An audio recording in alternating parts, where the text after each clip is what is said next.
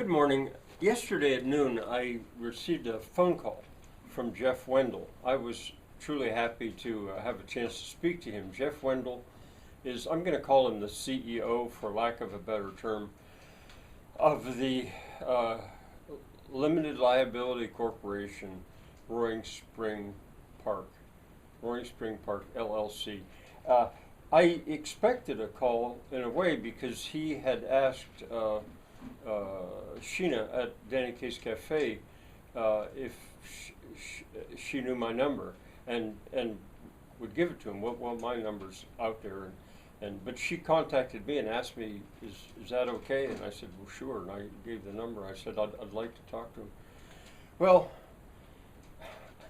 we talked for probably a half hour, and I learned a lot. I'm not sure if Jeff learned. I think Jeff might have learned a lot too. I don't know, or he could. His principal reason for calling me was to dispel that rumor. Well, actually, I think it might have been to get to the source of that rumor that the former paper mill site had been sold to a company in Texas. That was a rumor. He said it was absolutely false. He doesn't know where it came from, but he'd like to know. Well, I said, I don't think, I'm not comfortable telling you who told me that.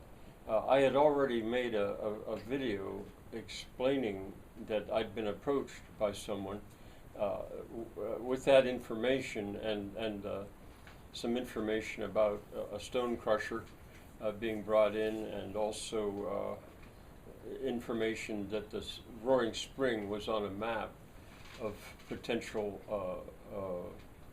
data center locations. I didn't, at the time, I was careful to not say who it was, because I guess I feel like a reporter not revealing his sources. Well, I did say I only have one source in mind. I said, and I don't know, I guess you just have to call it a rumor. It's just one source that said that. Well, he wanted to know who it was, and I told him I just can't, I'd be uncomfortable naming that source. He let that go. And I think I was doing the right thing. I've never actually been quite in that position before. It's something I would have asked if I felt somebody had started a rumor that was not true and it was about me, but I don't know. But the conversation went on, and I learned a bunch, and I'd like to pass a bunch of it on. But first, I'd like to try to make clear that from the start, I've been a fan of Jeff Wendel and what he's done now down there, and I'm not the only one. I mean, many people hated to see all that destruction and stuff, but I saw nothing but an amazing job of cleaning up an amazing mess.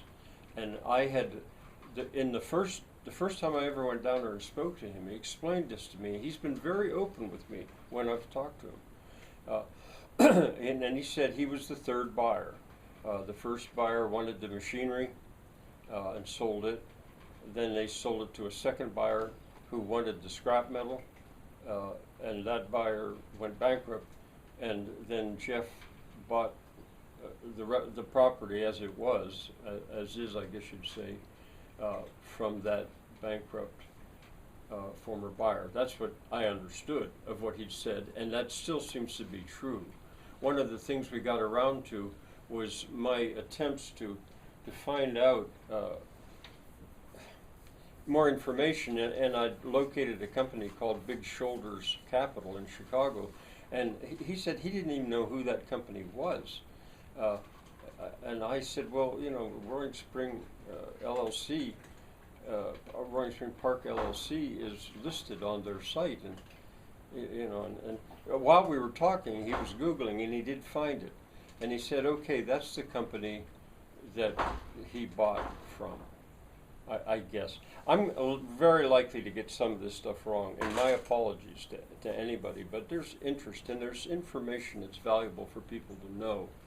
The sound was, I think it was on his end, the microphone. I was really having trouble understanding everything he said, and I had to keep asking him, what was that? Would you repeat that? At one point he said his his company was a Nevada company. Now, I couldn't put Nevada and company together until he explained the state of Nevada. That's where it was created.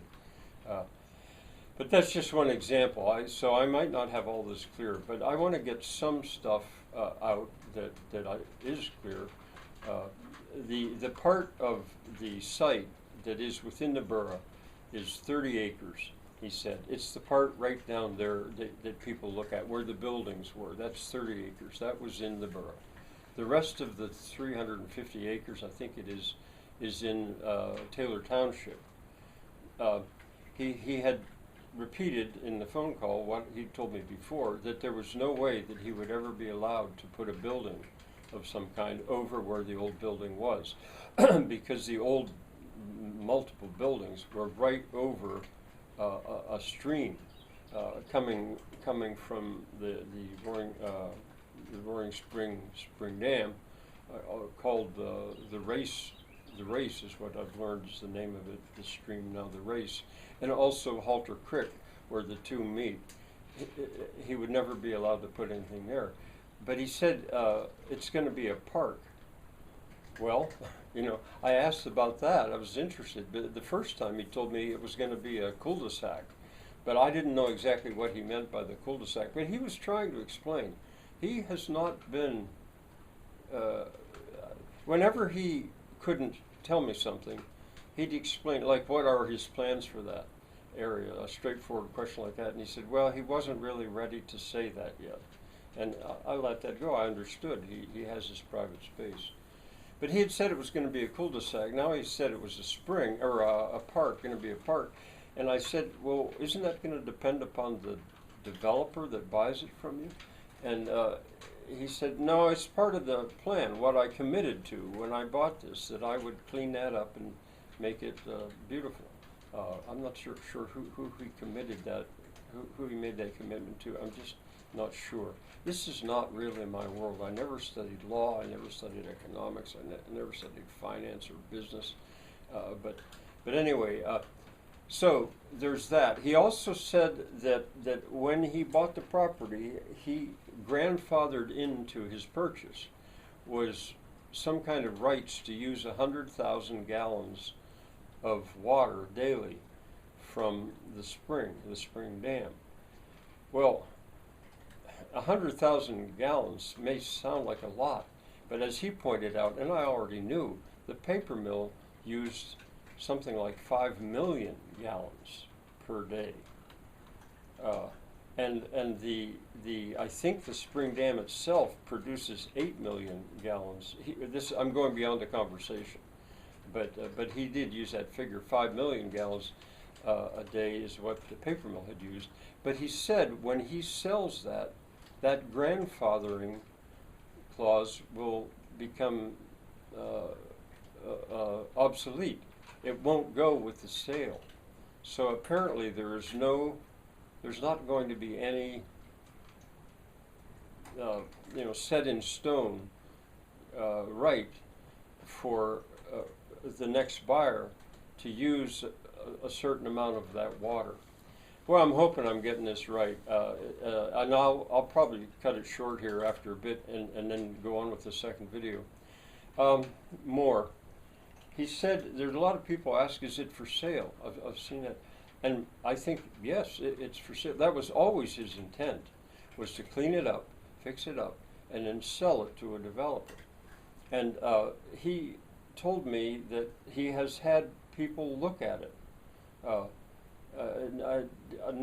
It was plural, but I don't know how many. But he said potential buyers have looked at the property. He's taken them around, and he gives them the records, or makes available to them the records of everything that he's done while he's there, and the improvements or approvals and stuff.